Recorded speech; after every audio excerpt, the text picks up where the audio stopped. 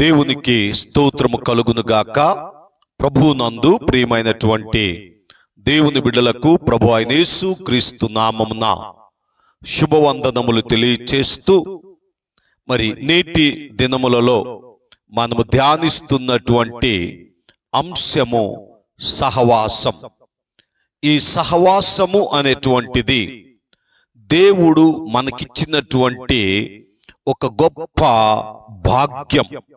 కనుక ఈ సహవాసములో నిలిచియుండుట, ఈ సహవాసములో కొనసాగుట, ఈ సహవాసములో మనము మన దినములు కృపాక్షేమములతో మనము బ్రతకాలి అంటే చాలా ప్రాముఖ్యమైనటువంటిది దేవుని సన్నిధి, లేక దేవుని యొక్క మందిరం.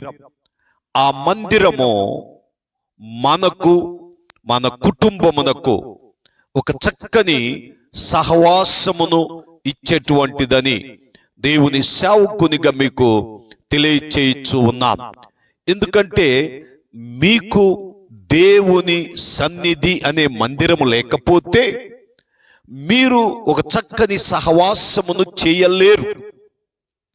ఒక చక్కని లేక పరిపూర్ణమైన, సంపూర్ణమైన సహవాసములో మీరు కొనసాగాలి అంటే ఒక మందిరం అవసరం, దేవుని సన్నిధి అవసరం. దేవుని సన్నిధితో మనం ఎప్పుడైతే సహవాసము కలిగి ఉంటామో ఆ సన్నిధి మనకు పెన్నిది. ఆ సన్నిధి మన జీవితమును బలపరిచేది. అందుకనే ప్రతి క్రైస్తవుని యొక్క జీవితములో దేవుని మందిరము చాలా ప్రాముఖ్యమైనది.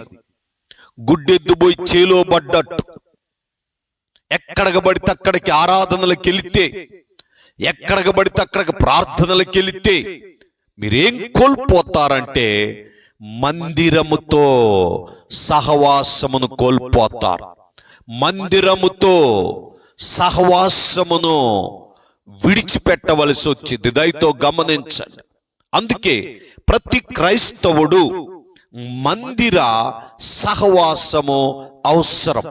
కష్టం వచ్చినప్పుడు, నష్టం వచ్చినప్పుడు, ఇరుకొచ్చినప్పుడు, ఇబ్బంది వచ్చినప్పుడు, బాధ వచ్చినప్పుడు, సంతోషం వచ్చినప్పుడు, మరి కొంతసేపు నేను దేవునితో గడపాలి అని అనుకున్నప్పుడు నీవు దేవుని సన్నిధికి వచ్చి దేవుని సన్నిధిలో నీవు గడుపుతున్నప్పుడు దేవుని యొక్క శక్తివంతమైనటువంటి ఆయన సన్నిధిని నీవు అనుభవిస్తావు.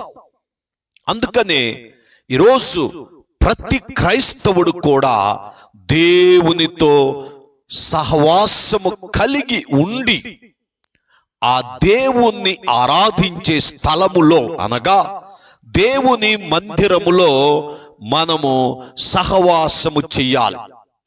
దేవుని మందిరములో ఎప్పుడైతే మనము నివసిస్తామో, జీవిస్తామో, ఆ మందిరముతో ఉన్నటువంటి ఒక చక్కని మరి ఆ యొక్క బాండింగ్, లేకపోతే ఆ యొక్క సహవాసమును మన జీవిత కాలమంతా మనకు మేలుకరముగాను దీవెనకరముగా ఉంటది. అందుకే దావీదు భక్తుడు 84వ కీర్తన 4వ వచనములో చక్కని మాట అంటాడు, నీ మందిరమునందు నివసించువారు ధన్యులు, వారు నిత్యము నిన్ను స్తుతించెదరు. నీ మందిరమునందు నివసించువారు ధన్యులు.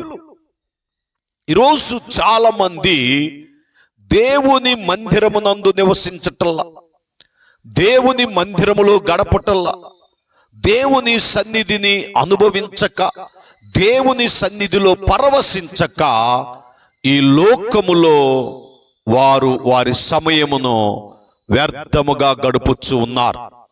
కనుక ఈ మాటలు వినుచున్న నా ప్రియ సహోదరి, సహోదరుడా, మన జీవితములో దేవుని మందిరము చాలా ప్రాముఖ్యమైనది.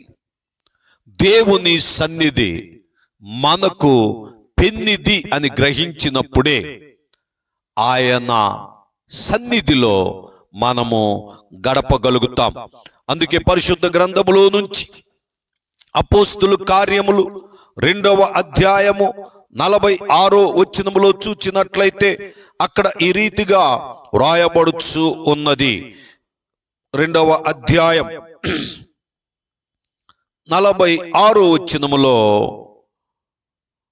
మరియు వారేక మనస్కులై ప్రతి దినము దేవాలయములో తప్పక కూడుకొనుచు, ఇంటింట రొట్టె విరుచుచు, దేవుణ్ణి స్తుతించుచు, ప్రజలందరి వలన దయ పొందిన వారై ఆనందముతోను నిష్కపటమైన హృదయముతోను ఆహారము పుచ్చుకొనుచుండిరి.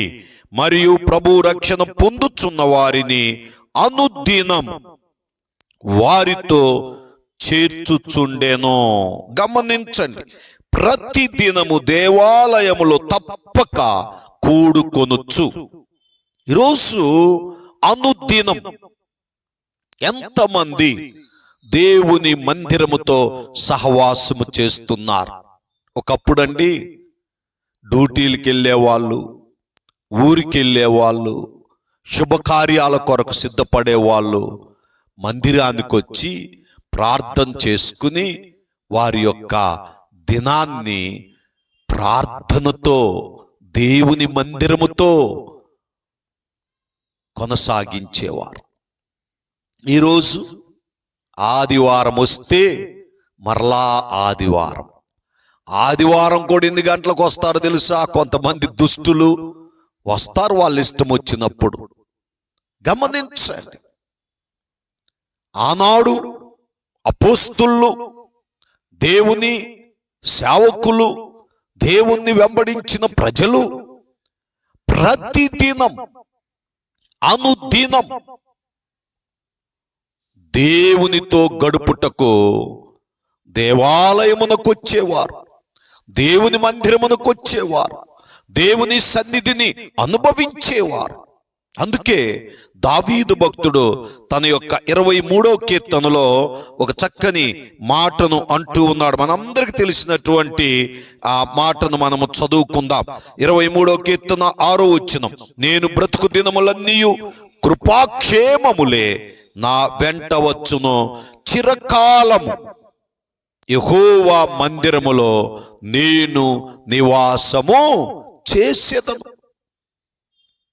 గమనించండి, నేను బ్రతుకు దినములన్నీయు కృపాక్షేమములే నా వెంట వచ్చును, చిరకాలము యెహోవా మందిరములో నేను నివాసము చేసేదను, సహవాసము చేసేదను. ఈరోజు మనము ఎలాంటి సహవాసము చేస్తున్నాం? ఈరోజు మనము ఎవరితో సహవాసము కలిగి ఉంటున్నాం? కొంతమంది ఉదయం లెగిస్తేనే లేచి ఆడకపోతారు తెలుసా? వారికి ఒక అలవాటు ఉంటుంది, టీ సహవాసం. పొద్దున్నే లేచి టీ బంకుకి వెళ్ళాల్సిందే. దేవుడు నిన్ను బ్రతికించేది, దేవుడు నిన్ను పోషించేది, దేవుడు నిన్ను రక్షించేది, దేవుడు నీ అవసరతలు అక్కర్లు తీర్చేది. అలాంటప్పుడు ప్రతి దినం మీరు ఎక్కడికి రావాలో తెలుసా? దేవుని మందిరానికి రావాలి. కొన్ని మందిరాలలో ఉదయకాలం ప్రార్థన ఉంటుంది, చాలా సంతోషం.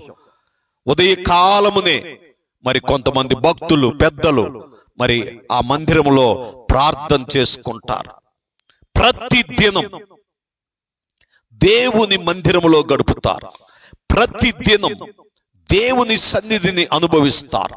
అందుకే వారు ఒక శ్రేష్టమైన జీవితాన్ని కలిగి ఆరోగ్యవంతులుగాను ఐశ్వర్యవంతులుగాను అనేక మందికి దీవెనకరముగా ఉండగలిగారు.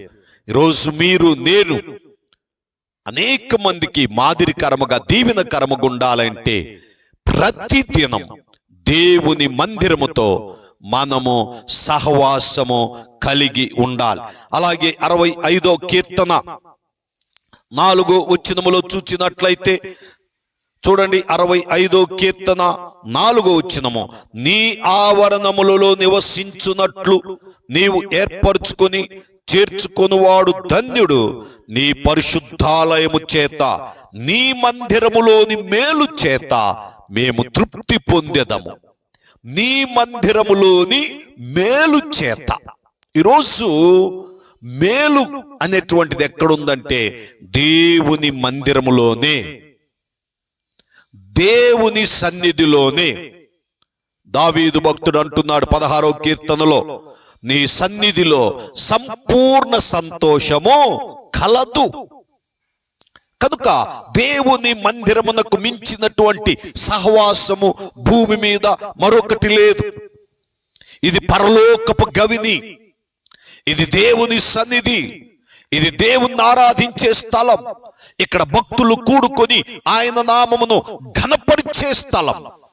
కనుక దేవుని మందిరముతో సహవాసము కలిగి ఉన్నవారు ఎప్పుడు కూడా ధన్యులే. దావీదు భక్తుడు దాన్ని అనుభవించాడు కాబట్టే చక్కని మాటను చెప్పగలుగుతున్నాడు. మరి చిరకాలము నేను యెహోవా మందిరములో నివాసము చేసేదను. చిరకాలం. కనుక మన జీవితంలో కూడా మనము చిరకాలము దేవుని సన్నిధిని అనుభవించే బిడలము ఉండాలి. మరి ప్రవక్త అయినటువంటి యెషయా ప్రవచించినటువంటి ప్రవచన గ్రంథము మరి 2వ అధ్యాయము 3వ వచనములో చూచినట్లయితే అక్కడ ఈ రీతిగా రాయబడుచున్నది. ఆ కాలమున సియోనులో నుండి ధర్మశాస్త్రము, యెరూషలేము నుండి యెహోవా వాక్కు బయలు వెళ్ళెను.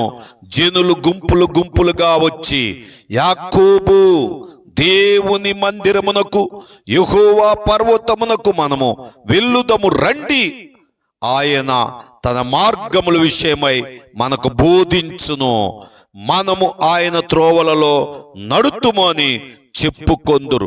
ఎందుకు దేవుని మందిరముతో సహవాసము కలిగి ఉండాలి అంటే ఆయన మనకు మంచి మార్గాలను బోధిస్తాడు. దేవుని మందిరములో ఆయన ఉపదేశం వినగలుగుతాం. ఆయన మందిరములో ఆయన ప్రసన్నతను అనుభవించగలుగుతాం. ఆయన రెక్కల కింద మనకు ఆశ్రయం ఉంది, రక్షణ ఉంది, స్వస్థత ఉంది, ఆరోగ్యం ఉంది, ఐశ్వర్యం ఉందని మీరు తెలుసుకున్నప్పుడే దేవుని మందిరముతో చక్కని సహవాసమును చేయగలుగుతారు. కనుక నా ప్రభువునందు ప్రియమైనటువంటి దేవుని బిడ్డలారా, ఈ మాటలు వినుచున్న నా ప్రియ సహోదరి సహోదరుడా, నా జీవితములో ఇదిగో చిరకాలము దేవుని మందిరములో నివాసము చేద్దాం. నివాసము అను మాటకు సహవాసము చేద్దాం. దేవుని మందిరముతో చక్కని సహవాసమును ఎవరైతే కలిగి ఉంటారో వారు ఒక శ్రేష్టమైనటువంటి జీవితాన్ని జీవించగలుగుతారని దేవుని సేవకునిగా తెలియపరుస్తూ ఉన్నాం. దావీదు భక్తుడు మరి ఎన్నో అనుభవాల గుండా వెళుతూ ఆయన చెప్పినటువంటి ప్రతి మాట మనం ఆలోచన చేసినప్పుడు ఆయన సన్నిధిలో సంపూర్ణ సంతోషం ఉంది. యెహోవా యొద్ద కృప దొరుకును, యెహోవా యొద్ద క్షమాపణ దొరుకును, యెహోవా ఇదిగో మనలను విమోచించును, విడుదల కలగజేయను. కనుక దేవుని మందిరములో ఉన్నటువంటి ఆ శ్రేష్టమైనటువంటి కృపను పొందుకోవాలి. దావీదు భక్తుడు ఆ కృపను పొంది ఆయన అంటున్నాడు, నేను దేవుని కృప పొంది తిని. ఈరోజు మీరు నేను కూడా ఆయన కృప పొందాలి అంటే దేవుని మందిరముతో చక్కని సహవాసమును కలిగి ప్రభువైన యేసుక్రీస్తులో ముందుకు సాగిపోదాం. దేవుడు తన మాటలు మన వెనుకలో దీవించి ఆశీర్వదించును గాక. ఆమేన్. God bless you.